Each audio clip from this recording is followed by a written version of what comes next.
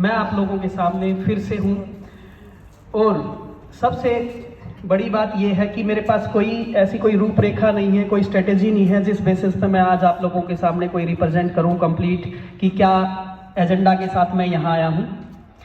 तो सबसे पहले कि स्कूल एडमिनिस्ट्रेशन का, प्रिंसिपल सर का, स्टाफ मेंबर्स का और आप लोगों का धन्यवाद दीदी, जिन्होंने मुझे ये अपॉर्चुनिटी दी है कि मैं आप लोगों के सामने कुछ बोल पाऊँ, कुछ अच्छा कुछ बता पाऊँ जो मेरे एक्सपीरियंसेस हैं। उसी श्रृंखला को देखते हुए आज मेरे साथ जो मेरे भाई, छोटे भाई आए हैं, एडवोकेट नवीन मेरे साथ काफ़ी टाइम से टच में है। और सबसे ब्यूटी जो है नवोदय की वो ये है कि कोई भी बच्चा जो जम्मू कश्मीर से लेकर कन्याकुमारी तक किसी भी स्टेट में कहीं पे भी पढ़ रहा है, उसकी जो कनेक्टिविटी है हर नवोदय वाले के साथ वैसी ही कनेक्टिविटी है जैसे आपका क्लासमेट आपके साथ पढ़ रहा होता है। भाई जेनवी देवराड़ा से बिलोंग करता है। जब डीयू में थे तो इन्होंने कुछ पता चला कि भाई एडवोकेट मनोज कुछ भी ऐसे हैं, तो इनका जो फर्स्ट कॉल था ना, तो उससे ही ये लगा ही नहीं कि मैं इनसे फर्स्ट टाइम बात कर रहा हूँ। और उसके बाद में जैसे हम मिले हैं, काफ़ी टाइम बात करने के बाद में हमने एक दूसरे का फेस देखा है। उससे पहले हम काफ़ी काम कर चुके थे एक दूसरे के साथ में, एडवोकेसी से रिलेटेड भी है और बहुत सारे काम। तो जो ये बॉन्डिंग थी ना, ये ट्रस्ट था, वो किसकी वजह से था? सिर्फ इस नवोदय की वजह से। हमारा जो एडवोकेसी प्रोफेशन है ना सर, वो बहुत ही उस टाइप का प्रोफेशन है कि हम किसी पे ट्रस्ट नहीं कर सकते। चाहे हमारे प्रोफेशन के जितने भी एडवोकेट्स होते हैं, उनसे ट्रस्ट बिल्ड करना बड़ा डिफिकल्ट होता है, क्योंकि ये सारा खेल किस चीज़ का होता है? ये होता है हमारे क्लाइंटेज का होता है। लगता है हमारे को क्लाइंट में हमारे को कोई नुकसान ना कर दे, लेकिन जहाँ नवोदय की बात आती है, चाहे वो नवोदय का महाराष्ट्र का कोई बच्चा है, चाहे वो राजस्थान का है, चाहे उड़ीसा का, कहीं का भी जो बच्चा है, लेकिन हमें लगेगा कि वो हमारा खुद का ही भाई है, वो हमारे साथ कभी भी डिच नहीं कर सकता। हमारे वही फेथ क्रिएट हो जाता है, वहीं पे क्या हो जाता है, हमारा ट्रस्ट बिल्ट हो जाता है। तो इसी चीज को देखते हुए हमारा जो आज भी जो है बॉन्डिंग है बहुत गजब है। और जितने भी लीगल प्रोफेशन से जुड़े हुए हैं, चाहे वो एडवोकेट है या किसी भी जुडिशियल ऑफिसर है या जो लीगल प्रोफेशन में कोई भी अपना रोल प्ले कर रहा है, उनके साथ हमारी बॉन्डिंग जो है वो बहुत ही काबिले तारीफ है। इसका मैं जितना कहूँ उतना कम है। और वो जो बॉन्डिंग है, जो हमारा नेटवर्क है, वो देन नवोदय की है। आज आपको समझ में नहीं आएगा कि नवोदय की पावर क्या है। आने वाला जो टाइम है ना, वो आपको बताएगा कि नवोदय की पावर क्या है। आप किसी भी फील्ड में जाके देखोगे ना, तो फ्री माइंड से जो हेल्प करने का जो नेचर है वो नवोदय वालों में ही होता है। अगर आप जैसे 12th पास करके यहाँ से जाते हो किसी फील्ड में, सपोज कोई इंजीनियरिंग में चला जाता है, कोई आपका डॉक्टरी लाइन में जाता है, कोई एडवोकेसी में जाता है, कोई आप यूपीएससी प्रिपरेशन के लिए जाएगा या किसी भी प्रोफेशन में जाएगा। ये तो है नहीं कि भी आपकी कहीं पे भी जाओगे तो हिसार ही मिल जाएगा, फतेहाबाद मिलेगा, कोई आउट ऑफ स्टेट भी जा सकता है, कई अदर मेट्रो सिटीज में भी जा सकते हैं। तब जो नेटवर्क आपको नवोदय का मिलेगा ना, वो आपको रियलाइज कराएगा कि नवोदय ने आपको क्या दिया है। वो नेटवर्क आपको जहां पे रहने की दिक्कत नहीं आएगी, आपको कहीं पे भी कोई भी बात आपको रखनी है ना, अपनी दिल की बातें, या आपको लगेगा कि जिस प्रोफेशन के साथ आप जुड़ने जा रहे हो, जो कोर्सेज करने जा रहे हो, वो कोर्स के अंदर आपको हेल्प करने का काम करेगा। जो मैं ये बताने जा रहा हूँ, ये छोटी छोटी बातें हैं, ये सिर्फ छोटी छोटी बातें हैं और नवोदय वाले के लिए कोई बड़ी चीज भी नहीं है, क्योंकि नवोदय वाला सर्वाइव कहीं पे भी जाके कर लेता, अपना रास्ता खुद बना लेता है। ठीक है, तो ये तो सिर्फ एक मामूली सी बातें मैं आपके सामने डिस्कस कर रहा हूँ। बट अब जो आगे की बातें हैं उस पर मैं आऊँगा। सबसे पहले क्या चीज़ है कि देखो, हम आते हैं कितने टाइम के लिए आ जाते हैं? हम 1 घंटा रुक लेंगे, आपके साथ 2 घंटे रुक लेंगे, 3 घंटे रुक लेंगे, लेकिन सबसे ज़्यादा जो आपके लिए है ना यहाँ पे, जिनका कोई मूल्य नहीं है, मूल्य है, वो आपके टीचर्स है। सुन रहे हो आप? जो टीचर्स आपके साथ 24 आवर्स आपके साथ है ना, वही आपके लिए सबसे ज्यादा मार्गदर्शन का काम कर सकते हैं। हम सिर्फ एक टाइम बीइंग के लिए आपके साथ क्या रह सकते हैं, लेकिन ये 24 आवर्स जो है ना आपके साथ रहते हैं ना, वो टीचर्स आपको लाइफ में, हम +2 पास करके यहाँ से गए, मैं जैसे 2004 पास आउट हूँ, उसके बाद जो नवोदय का जो टीचर्स था ना, वो मुझे कहीं पे टीचर नहीं मिला। कॉलेज भी पढ़े मैंने, यूनिवर्सिटी पढ़े हैं, कॉलेजेस पढ़े हैं, बहुत जगह पे, हम स्कूलों में मैं भी जाता हूँ काफ़ी सेमिनार्स वगैरह में, लीगल प्रोफेशन के रिगार्डिंग कुछ बोलना होता है, लेकिन जो अटैचमेंट, जो प्यार, जो केयर, जो आपको नवोदय के टीचर में मिल जाएगी ना, वो आपको कहीं पे भी चले जाओ किसी टीचर में नहीं मिलेगी। जैसे आप लोग घर पे होते तो घर का जो पेरेंट्स होते हैं, माता पिता होते हैं ना, हम भी बच्चों के फादर है, मदर है, जैसे उनका कितना टाइम पीरियड आप उनके साथ बिताते हैं। टीचर्स सिर्फ स्कूल टाइम तक ही कंसर्न रखते हैं, उसके बाद क्या कर रहा है कुछ नहीं पता। लेकिन आपको जो टीचर्स मिले हैं ना सर, बच्चे, वो टीचर्स आप बहुत लकी हो, ऐसे टीचर कभी नहीं मिलते। आपको 24 आवर्स टीचर्स की जो गाइडलाइंस है, जो इनकी केयर है, वो मिल रही है। आप हर टीचर हमारा, जैसे हमारे टाइम में भी होता था, अब भी मैं काफ़ी सर से डिस्कशन करता रहता हूँ, क्योंकि जहाँ अपना अटैचमेंट होती है ना, नवोदय की जहाँ बात आती है तो हमें भी बहुत अच्छा लगता है कि कौन टीचर्स क्या पढ़ा रहा है, किस हिसाब से काम कर रहे हैं, बच्चे कहाँ किस डायरेक्शन में जा रहे हैं, किसका इंटरेस्ट है। समझते हो इस बात को? इंटरेस्ट आता है ना?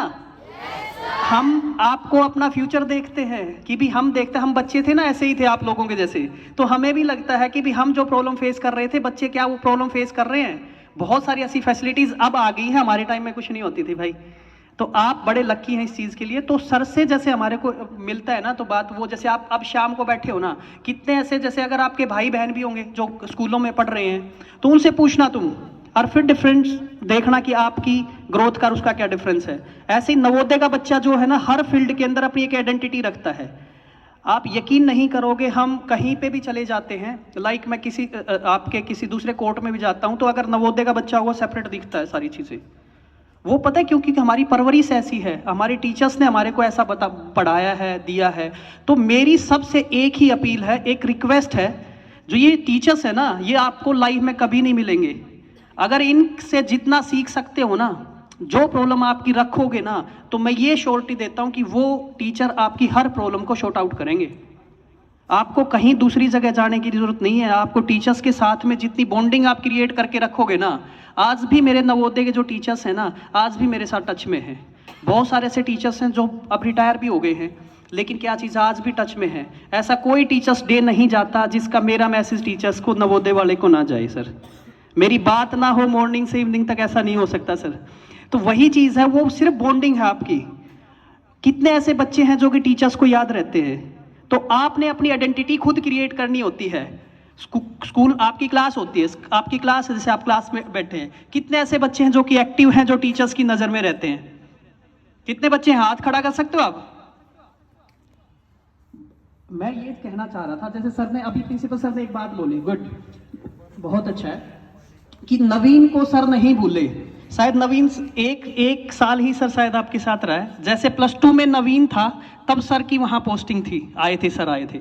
तो एक साल अगर कोई बच्चे के साथ टीचर आज भी याद कर रहे हैं ना, तो इट मीन्स क्या चीज़ है, उस बच्चे की जो आइडेंटिटी थी ना, वो एक छाप छोड़ गई है। समझ रहे हो मेरी बात? और जो बच्चा की, जिसकी बच्चे की स्कूल में जो छाप होती है ना, वो पूरी थ्रू आउट लाइफ रहती है। पूत के पांव पालने में नजर आ जाते हैं, कहावतें सुनी है ना आप लोगों ने? क्या मतलब होता है इसका? क्या मतलब होता है पता है आपको? मतलब पता है? पूत के पांव पालने में नजर आते हैं। नहीं पता? हिंदी नहीं पढ़ते? पढ़ते तो फिर इसका मीनिंग पता होना चाहिए भाई। जो बच्चा स्टार्टिंग में छोटा होता है ना, उसके बाद ही पता चल जाता है कि वो बड़ा क्या होके क्या बनेगा। अगर आपकी आज आइडेंटिटी ऐसी है ना, आप लाइफ टाइम ऐसे ही रहोगे, सोच के चलो। इसलिए आप आज से ही अपनी आइडेंटिटी को इतना अच्छा बना के रखो, अपना फेस वैल्यू ऐसी बना के रखो, ऐसी बॉन्डिंग बना के रखो कि लाइफ टाइम आप एक ऐसे मुकाम पे पहुंच जाओगे, आपको खुद को ही नहीं पता चलेगा अगले आने वाले टाइम में।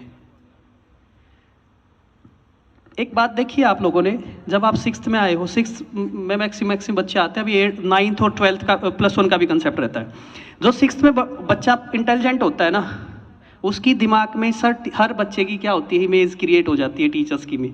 आपकी भी क्लास में बच्चे क्या देखते होंगे कि भी हाँ भाई वो टॉपर है, स्पोर्ट्स में कोई होता है, कोई किसी चीज़ में, एक आइडेंटिटी बन जाती है ना।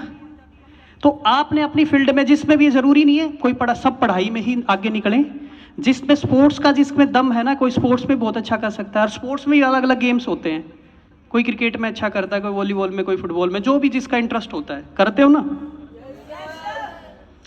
तो जब आप करते हो तो जिस फील्ड में आपका इंटरेस्ट है, जिस फील्ड के लिए आप बने हो ना, उस फील्ड के लिए काम करके देखो, फिर देखना मजा आएगा। मानते हो इस बात को? नहीं मानते? फिर मानते हो तो अपनी फील्ड को चूज करो और उसके लिए आप एफर्ट्स करो। पहली बात मेरे लिए ये है। दूसरी चीज क्या है, लाइफ में अगर डिसिप्लिन रहोगे ना तो बहुत आगे जाओगे। मैं हमेशा बोलता हूं, दोबारा से फिर रिपीट करूंगा सबके सामने बच्चों के अंदर, जिस बंदे के अंदर सफलता की सीढ़ी सुनिए, सीढ़ी पिछली बार सीढ़ी बताई थी मैंने, कुछ याद है किसी को? सफलता की सीढ़ी होती है ना, सीढ़ी सुनिए, सीढ़ी स्टेयर्स जो जिसे बोलते हैं, वो स्टेयर्स क्या होती है बताओगे दोबारा से? सी मैं कुछ बताना चाहूंगा। फर्स्ट सी क्या है इसके अंदर? फर्स्ट सी जो है वो है आपका कॉन्फिडेंस। दोबारा से रिपीट कर रहा हूं, शायद पीछे बताया था, मेरे याद आ रहा है। अगर सफलता की सीढ़ियों की बात करें तो पहला जो सी होता है वो होता है कॉन्फिडेंस। आप सब बच्चे अगर कॉन्फिडेंट है ना किसी काम को करने के लिए, तो डेफिनेटली आप उस काम को कर पाएंगे। जहां माइंड में डाउट आ गया कि मैं नहीं कर सकता, तो आपकी जो सफलता है ना, आपकी जो अचीवमेंट है वो खत्म हो जाएगी। समझ रहे हो मेरी बात? डाउट के साथ काम नहीं करना। कोई भी चीज डाउट के साथ करोगे तो डाउट ही रह जाएगा। समझते हो? एक चीज आपने स्लोगन भी सुना होगा, confidence is the half victory. कितने बच्चों ने सुना है? Confidence is the half victory. Good. Confidence से आधी जीत तो आपकी कॉन्फिडेंस से वैसे ही हो जाती है। समझ रहे हो मेरी बात? तो पहला सी आपकी सीढ़ी के लिए चढ़ने के लिए कॉन्फिडेंस होता है। दूसरा जो सी मैं बताना चाहता हूं वो होता है कंटेंट। कंटेंट सुना है? कंटेंट क्या होता है? कंटेंट क्या होती है? नॉलेज। लाइक किस चीज की कितनी नॉलेज है आपको। लाइक अगर आप पढ़ रहे हो, क्या सब्जेक्ट पढ़ रहे हो किसी सब्जेक्ट को, उस सब्जेक्ट के बारे में आपको कितनी नॉलेज है, कितने फैक्ट्स का पता है। समझ रहे हो मेरी बात? कितनी, किसी सब्जेक्ट को कितनी डीपली आपने पढ़ा है। अगर आपको नॉलेज है, समझ रहे हो मेरी बात, साथ में नॉलेज है और कॉन्फिडेंस है, तो सोने पे सुहागा हो जाता है। आप बोल, जैसे अगर मैं बोल पा रहा हूं कुछ, अगर मुझे नॉलेज ही ना, नवोदय क्या थी, क्या लाइफ है, क्या मैं बोल पाऊंगा? कॉन्फिडेंस किससे बना? मेरी नॉलेज से, कंटेंट से, कि भी मुझे कोई कंटेंट बोलना है आपके सामने, कोई चीज सर ने बताया कि एक्सपीरियंस शेयर करने हैं, तो मेरे पास आया ना कि कंटेंट मुझे बोलना है कुछ, तब जाके क्या हुआ, मेरा कॉन्फिडेंस बिल्ट हुआ। समझ रहे हो? कॉन्फिडेंस की कोई टैबलेट नहीं होती कि टैबलेट आपको खिला दी और कॉन्फिडेंस आ जाएगा। कॉन्फिडेंस किससे आता है? कंटेंट से आता है। समझ रहे हो? अब नेक्स्ट जो सी होता है, पहला सी क्या था? कॉन्फिडेंस। दूसरा क्या था? थर्ड सी क्या है? चार्म। चार्म होता है, चार्म क्या होता है पता है? चार्म में, मेरी डेफिनेशन है भाई, अलग अलग अपने हिसाब से ले सकते हैं। चार्म में आपकी पर्सनैलिटी आती है। कई बच्चों के फेस इतने अच्छे होते हैं जिनको देख के अपने आप ही क्या चीज होती है, जब आज दुखी भी होता है ना किसी का फेस देख के, उसमें क्या चीज है, एक एनर्जी आ जाती है, एक मोटिवेशन आ जाता है। किसी का कहते हैं फेस बड़ा चार्मिंग है यार इसका फेस, बोलते हैं ना। पर्सनैलिटी कैसी है आपकी, आपका वे ऑफ टॉकिंग क्या है, आपकी ड्रेसिंग सेंस क्या है, आपकी प्रेजेंटेबिलिटी क्या है, आपकी थॉट्स क्या है, आप कैसे जेस्चर्स का यूज कर रहे हैं, आपका स्टैंडिंग पोजीशन क्या है, पोस्चर्स क्या है, ये किस चीज का पार्ट है? सारा चार्म का। समझ रहे हो? नॉलेज है, कॉन्फिडेंस है, लेकिन क्या चीज है, आपको प्रेजेंट नहीं करना आ रहा, तो वो जीरो है। कॉन्फिडेंस है, ये चीजें नहीं है, तब भी जीरो है। तो आपने इन तीनों चीजों का जब कॉम्बिनेशन लेके चलोगे ना, नॉलेज आ गई, कॉन्फिडेंस नहीं है, तो क्या बोल पाओगे? कई बच्चों की बड़ी हेजिटेशन होती है, सर लिखवा लो, बोल नहीं पाऊंगा सर। बोलते हो ना बहुत सारे बच्चे कि लिखने में मैं कंफर्टेबल हूं। मींस उसको नॉलेज तो है, कंटेंट है, बट क्या नहीं है? कॉन्फिडेंस नहीं है बोलने में। समझ रहे हो? तो जब तीन चीजों का कॉम्बिनेशन जब आएगा ना, एक चौथा और बता देता हूं, कमिटमेंट और होता है। किसी चीज के लिए कमिटेड हो जाओ कि भी करना है, मैंने करना है तो करना ही है। समझ रहे हो? तो कमिटमेंट भी मस्ट होता है किसी चीज के लिए। ठीक है? तो पहले सीडी का जो स्टेप हमने रखे हैं वो आपको मैंने 4 सी बताए हैं। 3 सी सबको पता है? रिकॉल कर सकते हैं? बोर तो नहीं हो रहे भाई? पहला सी क्या था? सेकंड, थर्ड, एक और बताया था मैंने, कमिटमेंट का मतलब समझ रहे हो क्या होता है? करना है तो कमिटेड है हम इस चीज के लिए। समझ रहे हो?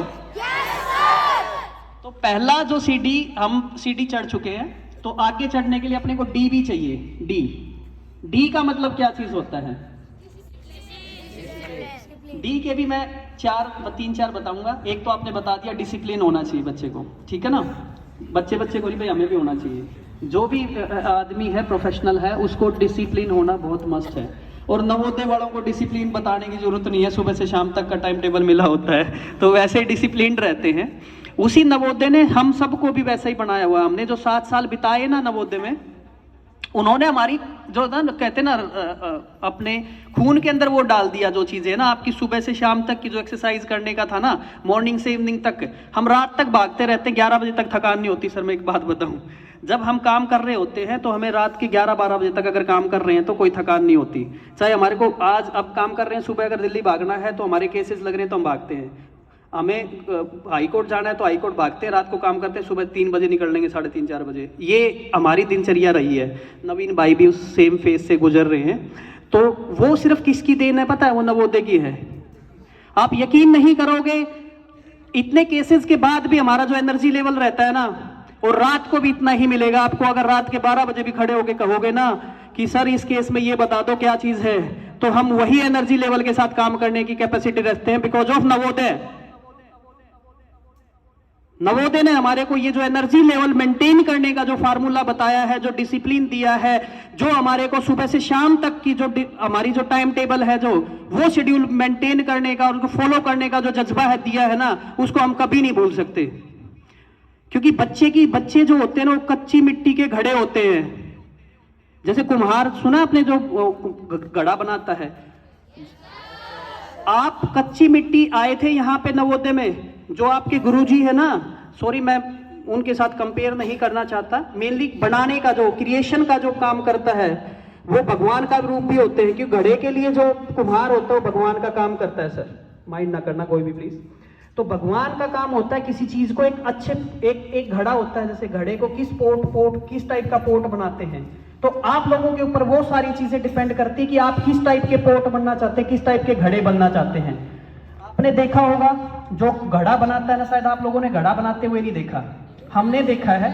वो नीचे से क्या करते हैं, सपोर्ट करते हैं, और पीछे ऊपर से क्या होता है, उसको मारा जाता है जैसे उसे शेप देने के लिए, ठीक है। तो आपके जो टीचर्स होते हैं ना, वो वही काम करते हैं कि घड़े को क्या चीज है आप लोगों को बनाने के लिए ऊपर से तो आपको क्या चीज, डांट मारी जाती है। देखा होगा आपने, डांट मारते हैं ना सर। लेकिन सबसे ज्यादा सपोर्ट क्या करते हैं, आपको टीचर्स ही करते हैं, नीचे से सपोर्ट कर रहे होते हैं, आपको पता भी नहीं चल रहा होता। समझ रहे हो मेरी बात?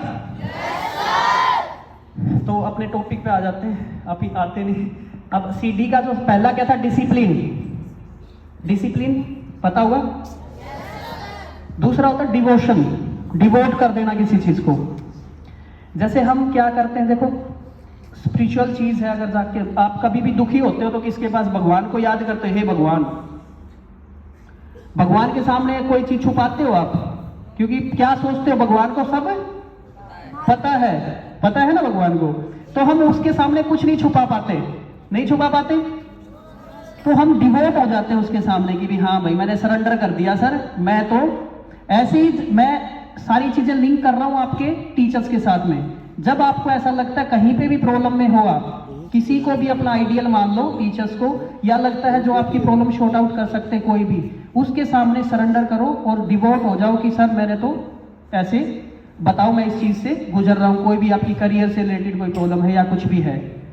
तो डिवोट होना बहुत जरूरी है किसी चीज के लिए। अगर डिवोट नहीं होगे ना काम के लिए तो आगे सक्सेस नहीं मिलेगी आपको, ठीक है।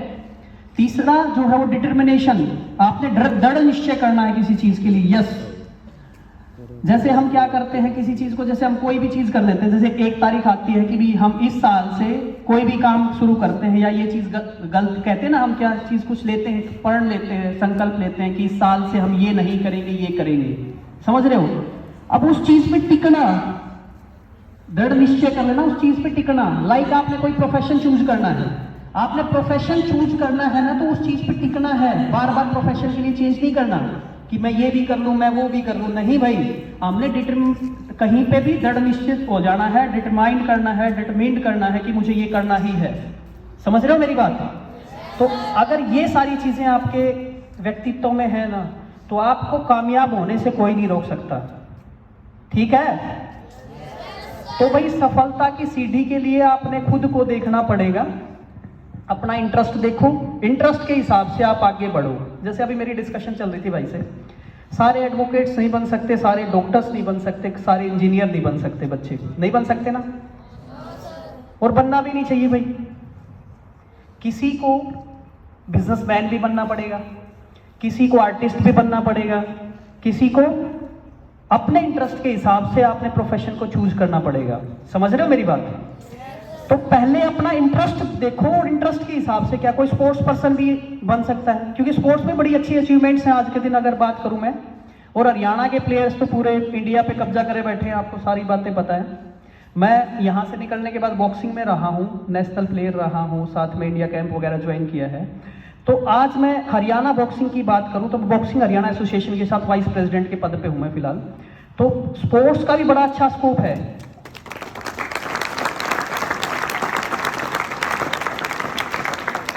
थोड़ा सा मैं इस पे आना चाहूँगा, बड़ा इंटरेस्टिंग है और आप लोगों को भी लगेगा।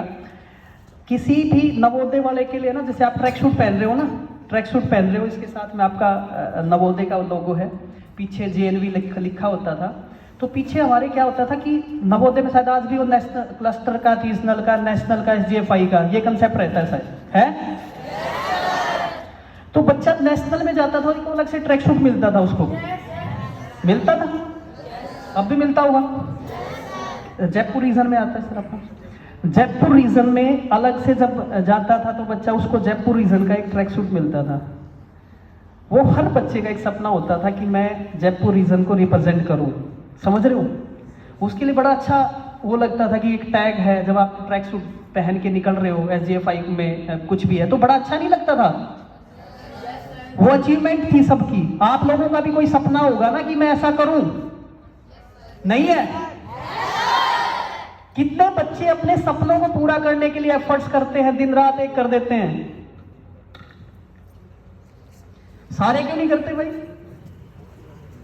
बहुत अच्छा, गुड। अब मैं उसी पॉइंट पे आ रहा हूं। मेरा जो था, हमने जब बॉक्सिंग की बात की तो हरियाणा बॉक्सिंग की अगर मैं बात करूं तो हरियाणा के अंदर 13 वेट बॉयज के रहते हैं, जो अगर उसके अंदर बड़े बच्चों की बात करूं, और 12 वेट रहते हैं गर्ल्स के, जो कि पूरे हरियाणा की टीम इंडिया को रिप्रेजेंट करती है। और इंडिया की जो टीम है वो पूरे वर्ल्ड को चैंपियनशिप के लिए जाती है।